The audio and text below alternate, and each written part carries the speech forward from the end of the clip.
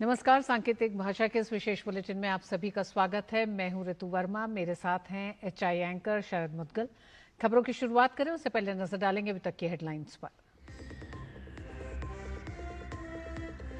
केंद्रीय मंत्रिमंडल ने 4,594 करोड़ रुपए के 4 नए सेमीकंडक्टर प्रोजेक्ट को दी मंजूरी। लखनऊ मेट्रो के फेज 1B के लिए 5,801 करोड़ रुपए मंजूर। अरुणाचल प्रदेश में 8,146 करोड़ रुपए की लागत से 700 मेगावाट की पनबिजली परियोजना को भी मिली मंजूरी।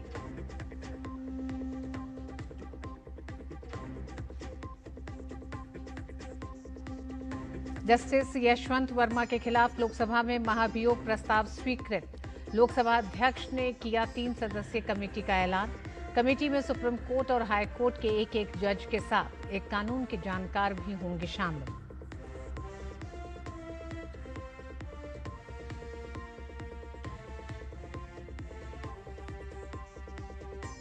संसद के दोनों सदनों में विपक्ष का हंगामा। बिहार एसआईआर के विरोध में विपक्षी सदस्यों ने लोकसभा में नहीं चलने दिया प्रश्नकाल। लोकसभा और राज्यसभा में कामकाज रहा बाधित।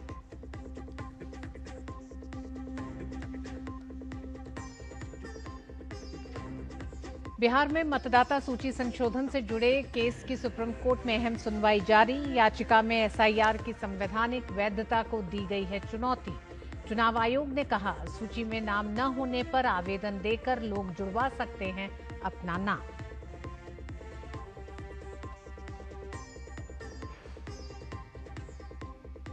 और भारत की नम्रता बत्रा ने रचा इतिहास। वर्ल्ड गेम्स में वुशु में भारत का पहला पदक किया पक्का। चीन में जारी 2025 वर्ल्ड गेम्स में वुशु में फाइनल में जगह बनाई।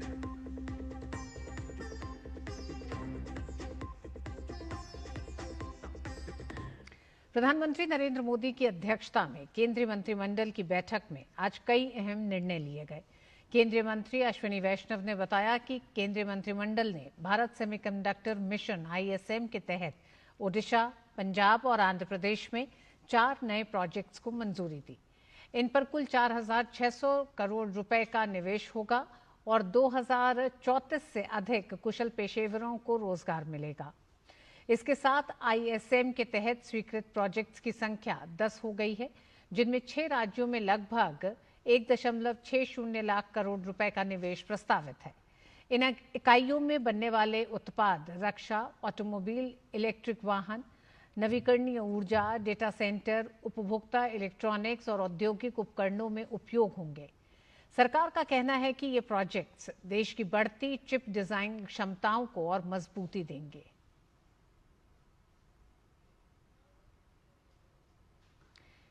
केंद्रीय मंत्रिमंडल ने साथ ही लखनऊ मेट्रो रेल परियोजना के फेज 1B को मंजूरी दी। 11.165 किलोमीटर लंबे इस कॉरिडोर में 12 स्टेशन होंगे, जिनमें 7 भूमिगत और 5 एलिवेटेड स्टेशन शामिल हैं। इस पर 5,801 करोड़ रुपए का खर्च आएगा। फेज 1B के पूरा होने पर लखनऊ का सक्रिय मेट्रो नेटवर्क 34 किलोमीटर हो जाएगा। नया कॉरिडोर पुराने लखनऊ के घनी आबादी वाले और अब तक मेट्रो से वंचित इलाकों को जोड़ेगा।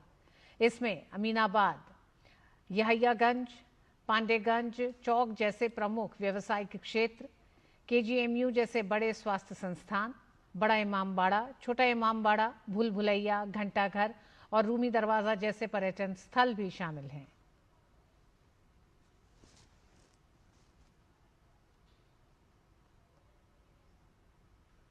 लखनऊ मेट्रो का फेज 1B बहुत इंपॉर्टेंट है। लखनऊ बड़ा शहर है, वहां पर मेट्रो की बहुत जरूरत है।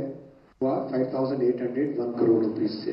फेज 1A नॉर्थ से साउथ वाला जो कि अभी ऑलरेडी चल रहा है, ये फेज 1A मुंशी पुलिया से लेके अमौसी CCS एयरपोर्ट तक बहुत अच्छा पॉपुलर है और लखनऊ में इसकी प्रशंसा भी है, लोग पसंद भी करते हैं। फेज 1B बनेगा ईस्ट से वेस्ट वाला, चारबाग से लेके वसंत कुंज तक का, ये कंप्लीट इसका नक्शा है।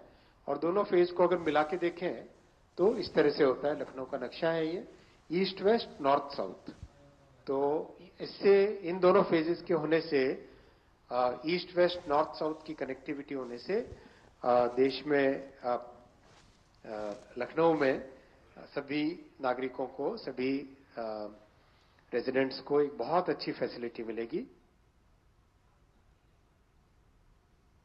प्रधानमंत्री नरेंद्र मोदी की अध्यक्षता में आर्थिक मामलों की कैबिनेट समिति ने अरुणाचल प्रदेश के शी योमी जिले में 700 मेगावाट तातो 2 जलविद्युत परियोजना के निर्माण के लिए 8,146.21 करोड़ रुपए के निवेश को मंजूरी दी। परियोजना को 72 महीने में पूरा किया जाएगा और इससे 2,738.06 मिलियन यूनिट बिजली का उत्पादन होगा।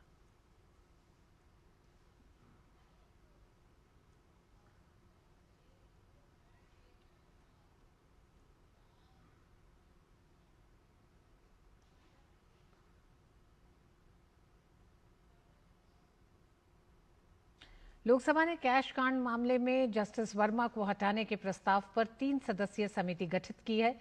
लोकसभा अध्यक्ष ओम बिरला ने 3 सदस्यीय समिति के गठन की घोषणा की। समिति में सुप्रीम कोर्ट और हाई कोर्ट के एक जज और 1 कानूनविद शामिल होंगे। कमेटी में सुप्रीम कोर्ट के जज अरविंद कुमार, मद्रास हाई कोर्ट के चीफ जस्टिस मनेन्द्र मोहन श्रीवास्तव और कर्नाटक हाई कोर्ट के सीनियर एडवोकेट BV आचार्य शामिल हैं। सदस्यों के नामों की घोषणा से पहले लोकसभा स्पीकर ओम बिरला ने कहा कि जस्टिस यशवंत वर्मा को हटाने के लिए 31 जुलाई को प्रस्ताव मिला। लोकसभा अध्यक्ष ने कहा कि दिल्ली उच्च न्यायालय के जज जस्टिस वर्मा के खिलाफ शिकायत को उच्च प्रवृत्ति का पाया गया है। ऐसे में उक्त न्यायाधीश को हटाने के लिए कार्रवाई करने की जरूरत है। लोकसभा स्पीकर ने कहा कि संसद को भ्रष्टाचार के इस विषय में एक स्वर में बोलना चाहिए।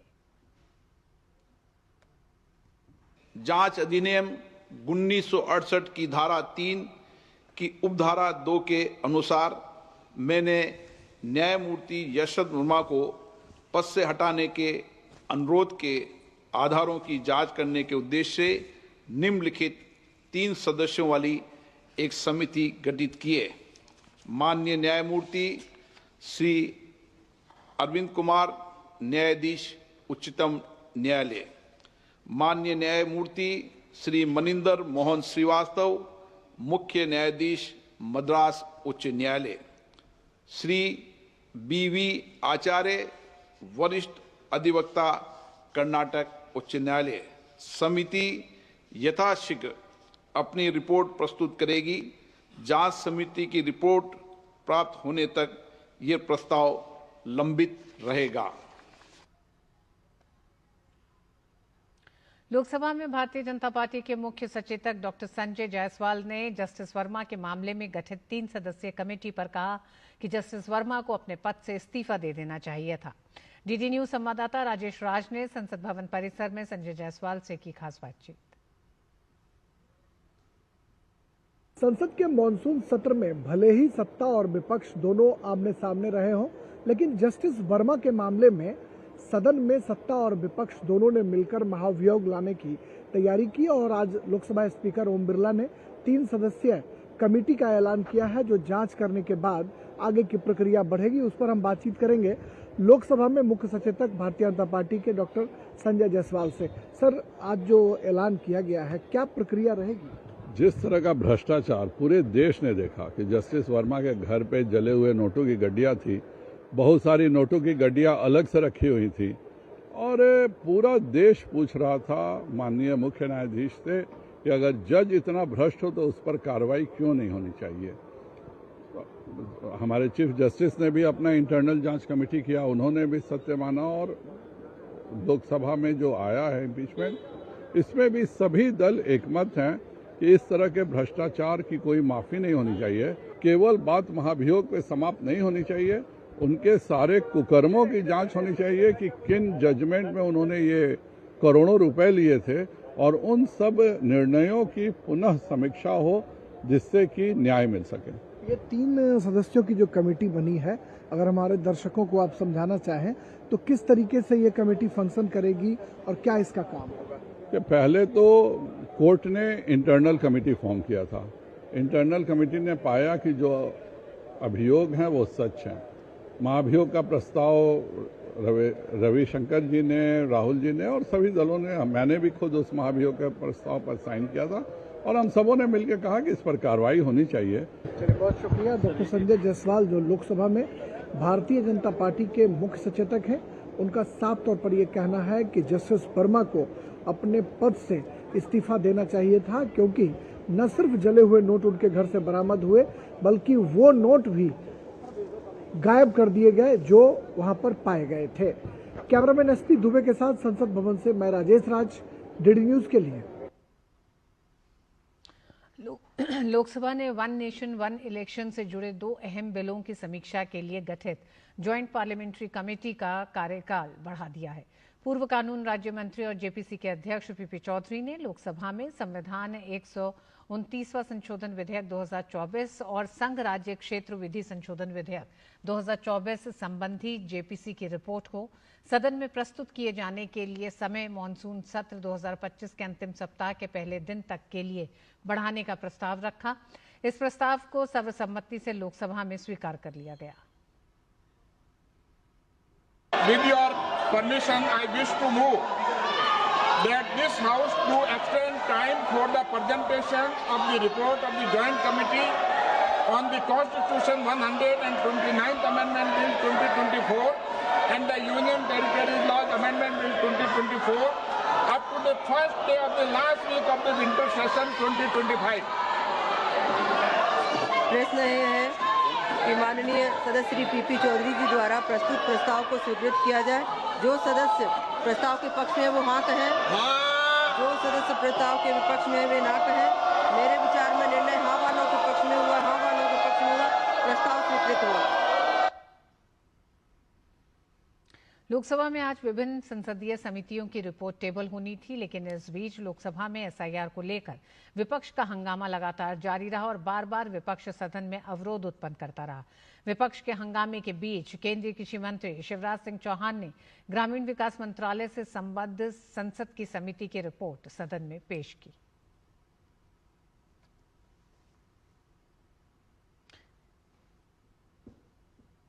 राज्यसभा में नेता सदन जेपी नड्डा ने लगातार हंगामे करने के कारण विपक्ष को आड़े हाथों लिया। जेपी नड्डा ने कहा कि विपक्ष को स्वस्थ लोकतंत्र में कोई विश्वास नहीं है। उन्होंने साथ ही कहा कि विपक्ष ने राज्यसभा के 64 घंटे और 25 मिनट बर्बाद किए हैं, जिसकी वजह से सदन का काफी समय बर्बाद हुआ। ये जो आज हम बिल पर चर्चा कर रहे हैं, ये बिजनेस एडवाइजरी कमेटी में डिसाइड होने के बाद हम कर रहे हैं, और इसको ऑब्स्ट्रक्ट करना ये प्रजातंत्र को एक तरीके से पार्लियामेंट को बंधक बनाने के बराबर है, जो मैंने कल भी कहा, और ये हम परमिट नहीं करेंगे। We will not allow obstructionism, we will not allow anarchism, और गवर्नमेंट के जो बिजनेस है वो पूरा पारित होगा और ये संसद चलेगी, पूरी तरीके से चलेगी, नियमावली के तहत चलेगी और आपके संरक्षण में चलेगी। They have wasted 64 hours and 25 minutes of the Indian Rajya Sabha, जब से पार्लियामेंट 64 hours and 25 minutes, और इनको कोई इंटरेस्ट नहीं है कि डिबेट हो, इनको कोई इंटरेस्ट नहीं है कि डिस्कशन हो, इनको इंटरेस्ट ये है कि सिर्फ मीडिया में कुछ लाइनें आ जाए और उसके लिए पॉइंट ऑफ ऑर्डर के माध्यम से ये बात को कहना चाहते हैं। मैं फिर कहूंगा दैट शुड बी एक्सपल्स्ड। एक बार फिर आप सभी का स्वागत है। कर्नाटक में कांग्रेस की सिद्धारमैया सरकार से बर्खास्त किए गए सहकारिता मंत्री के.एन. राजन्ना की प्रतिक्रिया सामने आ गई है।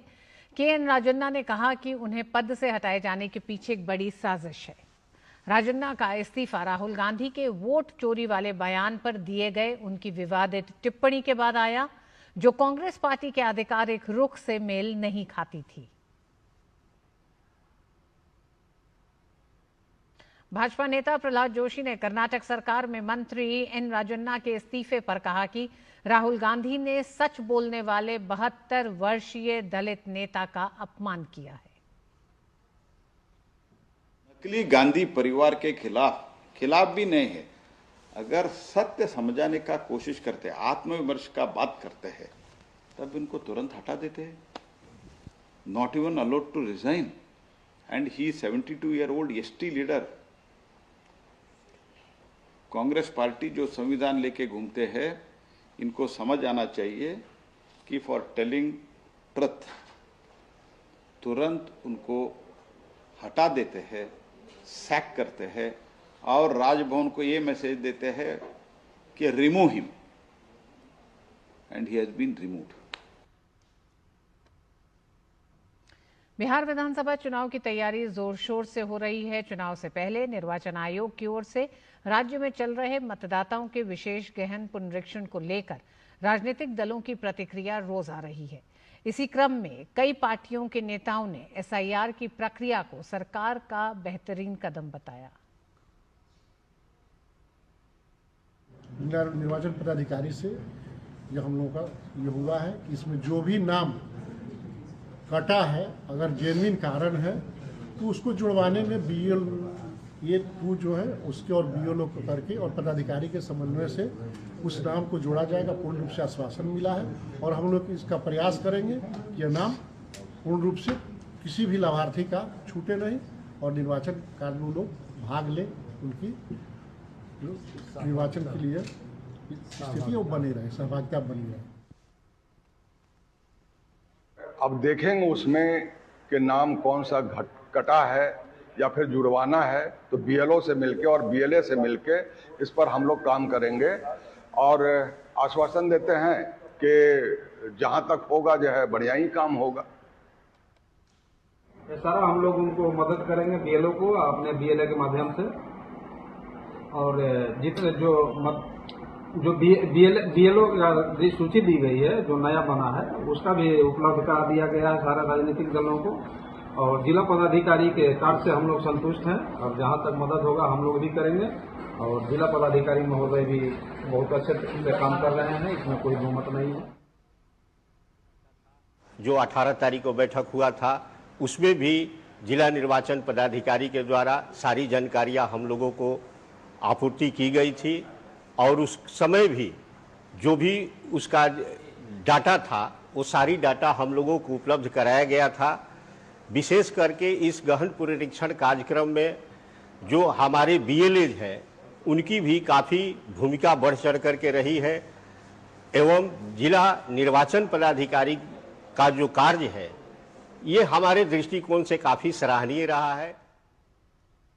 1 महीने के जो टाइम है, जो समय है, 1 अगस्त से 1 सितंबर तक का, इन बीचों में हमारी पार्टी के द्वारा हर बूथ पर बीएलओ के माध्यम से पूरी मुस्तैदी से, पारदर्शिता से यह देखना है और जिन लोगों को का नाम कटा है और जिन लोगों का नाम उस वोटर लिस्ट में नहीं आ पाया है उनके लिए दावा आपत्ति के माध्यम से उनको जोड़ा जाएगा ताकि चुनाव आते आते पारदर्शिता लाया जा सके। कांग्रेस के दिग्गज नेता अहमद पटेल के बेटे फैसल पटेल ने केंद्र सरकार की तारीफ करते हुए कहा है कि हमारा देश हमारे सशस्त्र बलों की वजह से सुरक्षित हाथों में है। फैसल पटेल ने कहा कि इस समय देश को चलाने वाले नेता नरेंद्र मोदी, डॉक्टर एस जयशंकर, अमित शाह और राजनाथ सिंह कड़ी मेहनत कर रहे हैं। देश सुरक्षित है क्योंकि हमारे पहले तो आर्मी और हमारी सेना है, army, navy, and otherwise I do feel that the leaders who are running the country right now, Mr. Jaishankar ji, Amit Shah ji, Narendra Modi ji और बाकी के Rajnath Singh ji, Sudhanshu Trivedi ji, they are working hard. We have our problems in the country. We have inflation problems, we have unemployment problems, we have red tape problems, but the leaders on top are tackling, अच्छा काम कर रहे हैं। उच्चतम न्यायालय ने मंगलवार को सभी राज्यों और केंद्र शासित प्रदेशों से कहा है कि कोई दोषी व्यक्ति सजा की निर्धारित अवधि पूरी करने के बाद भी जेल में बंद है और किसी अन्य मामले में वांछित नहीं है तो उसे तत्काल रिहा किया जाए। न्यायमूर्ति बीवी नागरत्ना और न्यायमूर्ति केवी विश्वनाथन की पीठ ने 2002 के नीतीश कटारा हत्याकांड के दोषी सुखदेव यादव उर्फ पहलवान को रिहा करने का आदेश देते हुए राज्यों और केंद्र शासित प्रदेशों को ये निर्देश दिया। न्यायालय ने कहा कि यादव ने इस साल मार्च में बिना किसी छूट के 20 साल की सजा पूरी कर ली है। पीठ ने इसके साथ ही सभी राज्यों और केंद्र शासित प्रदेशों के गृह सचिवों को निर्देश दिया है कि ये पता करें कि कोई दोषी व्यक्ति सजा की निर्धारित अवधि से अधिक समय तक जेल में बंद तो नहीं है। यदि कोई दोषी व्यक्ति किसी अन्य मामले में वांछित नहीं है और निर्धारित अवधि से अधिक समय तक जेल में बंद है तो जरूरी कानूनी प्रक्रिया पूरी करने के बाद उसे शीघ्र रिहा किया जाए।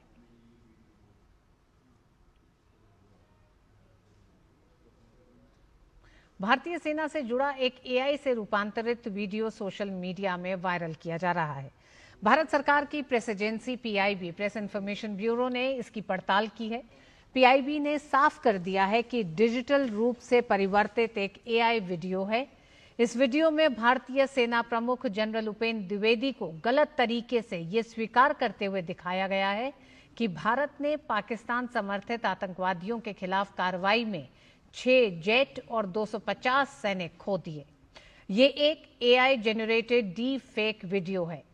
पीआईबी फैक्ट चेक में ये साफ हो गया है कि भारतीय सेना प्रमुख ने ऐसा कोई बयान नहीं दिया है। अगर आप भी सोशल मीडिया पर ये मैसेज देख रहे हैं तो सावधान हो जाइए, ये दावा गलत और भ्रामक है। राजस्थान के जोधपुर में केंद्रीय संचार ब्यूरो और भारतीय सीमा सुरक्षा बल के जवानों ने आज 15 अगस्त से पहले तिरंगा रैली का आयोजन किया, जिसमें सीमा सुरक्षा बल के प्रशिक्षण केंद्र से बीएसएफ जवानों ने तिरंगा हाथ में लिए बाइक रैली निकाली। इस रैली को हरी झंडी बीएसएफ आईजी एमएल गर्ग ने दिखाई। बीएसएफ जवानों की ये बाइक रैली सीमा सुरक्षा बल के प्रशिक्षण केंद्र से होते हुए भीतरी शहर से निकलते हुए जोधपुर के मेहरानगढ़ फोर्ट और मेहरानगढ़ फोर्ट से वापस बीएसएफ प्रशिक्षण केंद्र तक निकाली गई। आज हमने बाइक रैली निकाली है जो कि पूरे लगभग जोधपुर को कवर करते हुए अभी यहाँ पे मेहरानगढ़ पहुंची है। हर घर तिरंगा एक देशभक्ति के जज्बे को जगाता है। हर भारतीय के पास में एक तिरंगा हो, ये हमारा जज्बा है, ये हमारी सोच है, भारत सरकार की सोच है और हर एक भारतीय के दिल में देश के प्रति देशभक्ति की भावना जगे, यही हमारा सबको संदेश है। इसी को लेकर के हमने ये निकाली है, यात्रा निकाली है, बाइक रैली करी है। देखिए, जो तिरंगा रैली आज निकाली है, ये हर घर तिरंगा जो कार्यक्रम हर साल चलता है उसी का पार्ट है। हम अपनी रोजमर्रा की जिंदगी में हमारे जो बेसिक कर्तव्य होते हैं देश की तरफ, उनको शायद नजरअंदाज कर देते हैं, लेकिन जब तिरंगा हम अपने हाथ में लेते हैं तो हमें एक एहसास होता है हमारा जो देश की तरफ कर्तव्य है उसकी तरफ, और एक जो पेट्रियोटिज्म की जो एक भावना होती है वो हमारे अंदर जागती है। वो तिरंगा हम सबको एक करता है, ये एक इमोशन है जो जिसके साथ हम सभी जुड़े हुए हैं और इसी इमोशन को लेके हम चल रहे हैं। देशभक्ति से ओतप्रोत हर घर तिरंगा यात्रा देश भर में पूरे जोश और जुनून के साथ चलाई जा रही है। इसी कड़ी में जम्मू के उधमपुर में government model higher secondary school के बच्चों ने तिरंगा यात्रा निकाली। स्कूल के बच्चे गर्व के साथ हाथ में तिरंगा थामे एक ताल में चलते हुए नजर आए।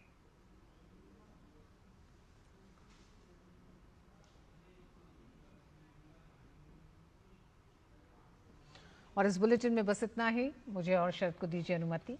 नमस्कार।